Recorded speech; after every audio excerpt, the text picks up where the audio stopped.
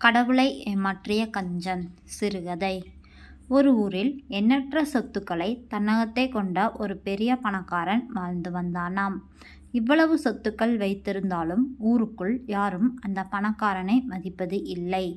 ஏனென்றால் அவன் தன்னிடம் இருக்கும் சொத்துக்களை பயன்படுத்தி இதுவரை யாருக்கும் உதவி செய்ததே இல்லை. ஏன் ஒரு கோயிலுக்கு கூட அன்னதானம் செய்ததில்லை. ஏழை எளியவர்களுக்கு ஒரு உதவியும் செய்ததில்லை. அவ்வளவு சொத்துக்களையும் சேர்த்து வைத்துக்கொண்டு தனியாக அனுபவித்து வந்தான்.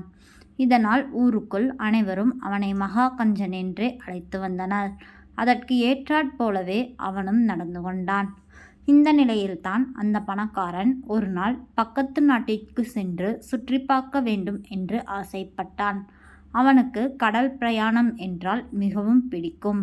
இந்த முறையும் கடல் வழியாகவே அந்த நாட்டிற்கு செல்லலாம் என்று முடிவு எடுத்தான். அதற்காக ஒரு கப்பலில் ஏறினான். அந்த கப்பலில் அவனுடன் அந்த ஊர் மக்கள் பலரும் வந்தனர். அமைதியாக அந்த பிரயாணம் தொடங்கியது.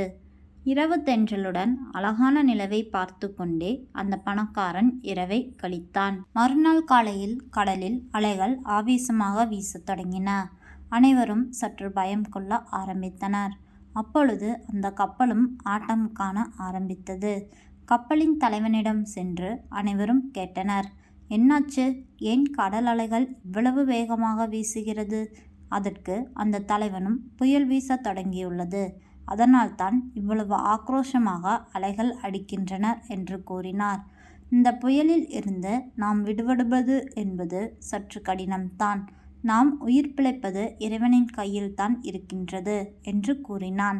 இதை கேட்ட அனைவரும் நிலை தடுமாறி கதிகலங்கி போய் நின்றனர். என்ன செய்வது என்று தெரியாமல் விழித்து கொண்டிருந்தனர். தற்போது இருக்கும் ஒரே வழி இறைவனை பிரார்த்திப்பது ஒன்றுதான் என்று நினைத்து கொண்டு அனைவரும் கடவுளை வணங்க ஆரம்பித்தனர். ஒவ்வொருவரும் தங்கள் பிரார்த்தனையை தொடங்கினர். கப்பலில் இருந்த அந்த கஞ்சன் பணக்காரனும் முதல் முறையாக தன் உயிருக்காக இறைவனிடம் பிரார்த்திக்கத் தொடங்கினான். எல்லோரும் அவரவர்களுக்கு முடிந்தவாறு, நான் உனக்கு இதை செய்கிறேன், அதை செய்கிறேன் என்று கடவுளிடம் வேண்டிக் கொண்டிருந்தனர். அந்த பணக்காரனோ தன்னிடம் நிறைய பணம் இருக்கிறது என்பதை மற்றவர்களுக்கு காட்ட வேண்டும் என்று நினைத்து மற்றவர்கள் முன்னிலையில், இந்த கப்பல் புயலில் இருந்து நான் தப்பித்தால் என்னுடைய ஒரு பெரிய மாளிகையை விற்று அந்த காசை கோயிலில் உண்டிலில் காணிக்கையாக போடுகிறேன் என்று வேண்டிக் கொண்டான்.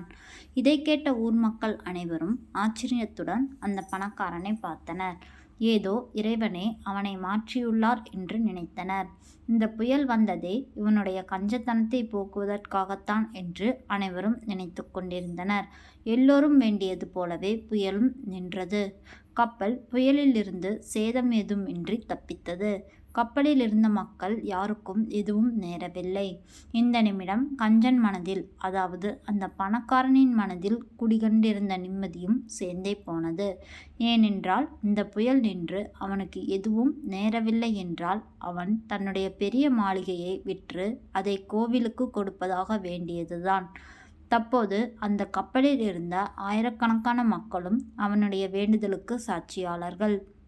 தற்பொழுது இவனால் அந்த வேண்டுதலை மறைக்கவும் முடியவில்லை. எனவே ஊருக்கு சென்றவுடன் அந்த மாளிகையை விற்று தான் ஆக வேண்டும் என்ற நிலையில் இருந்தான். கப்பல் மீண்டும் அவனுடைய ஊருக்கே சென்றது. இரவெல்லாம் தூக்கம் வரவில்லை. எதையோ யோசித்து கொண்டிருந்தான். இறுதியில் ஒரு முடிவெடுத்து காலையில் சந்தைக்கு சென்று என்னுடைய மாளிகையை விற்கப் போகிறேன் என்று அறிவிப்பையும் வெளியிட்டான். தன்னுடைய மாளிகையின் அருகில் சென்று அங்கே ஒரு பலகையை வைத்து அதன் அருகில் ஒரு பூனைக்குட்டியையும் கட்டி வைத்தான். அந்த பூனைக்குட்டி அவன் ஆசையாய் வளர்த்தது. அங்கே அவனிடம் அந்த மாளிகையை வாங்க வந்தவர்கள் இடத்தில் அந்த மாளிகையின் விலை 1 ரூபாய் என்றும் அதன் அருகே இருந்த பலகையில் கட்டப்பட்டிருக்கும் பூனைக்குட்டி 50 கோடி ரூபாய் என்றும் விலை வைத்திருந்தான். ஆனால் மாளிகை வாங்க நினைப்பவர்கள் இந்த பூனையையும் சேர்த்து தான் வாங்க வேண்டும். அப்படி வாங்கினால்தான் இந்த மாளிகையை தருவேன் என்றும் சொல்லிவிட்டான். தற்பொழுது ஒரு நபர் அந்த மாளிகையோடு பூனையையும் சேர்த்து 50 கோடியே 1 ரூபாய்க்கு வாங்கி கொண்டார். இப்பொழுது அவன் வேண்டிக் கொண்டது போல் மாளிகையை விற்ற அந்த 1 ரூபாயை மட்டும் கோவிலுக்கு தானமாக வழங்கினான். அந்த பூனையை விற்ற 50 கோடி ரூபாயை அவனே வைத்து கொண்டான். இதை பார்த்து கொண்டிருந்த அந்த ஊர் மக்கள், இதுபோல் ஒரு மனித ஜென்மத்தை இதுவரை நான் பார்த்ததில்லை என்பது போல் பார்த்து கொண்டிருந்தனர். சிலருக்கு கடவுளையே ஏமாற்றிய கஞ்சன் இவன் என்று சிரிப்பும் வந்தது. இறுதியில் அவனுடைய கஞ்சத்தனம் வென்றது.